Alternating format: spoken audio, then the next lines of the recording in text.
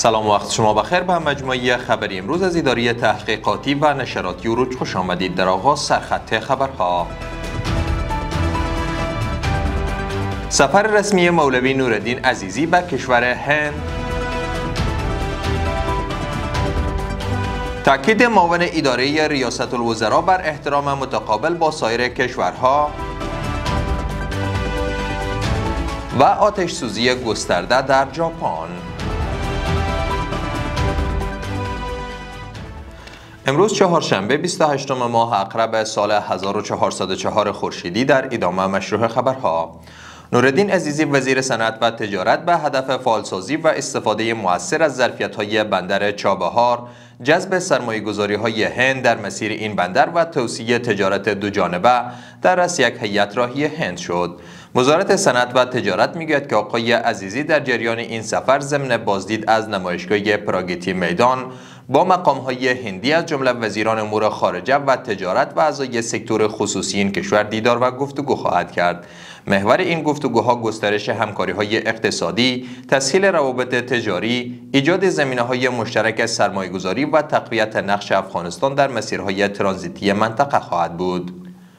مولوی عبدالسلام حنفی معاون اداره رئیس وزراء در سمینار علمی تحقیقی پالیسی امارت اسلامی در جذب سرمایه‌گذاری گفت: پالیسی امارت اسلامی داشتن روابط حسنه بر اساس احترام متقابل با تمام کشورهاست.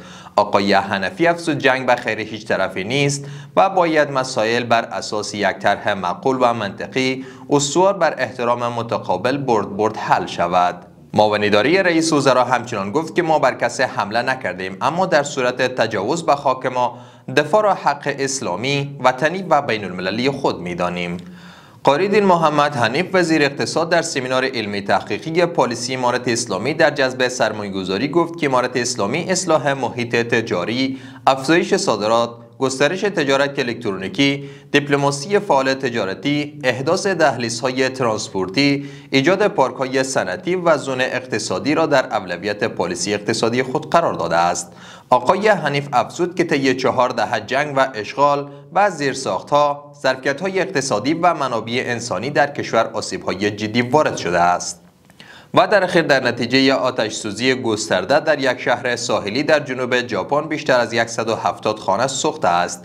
خبرگزاری رویترز گزارش داده که این آتش سوزی شام روز گذشته آغاز و تا هنوز به گونه کامل خاموش نشده است. درباره علت وقوع این آتش سوزی و آمار تلفات تا اکنون چیزی گفته نشده است.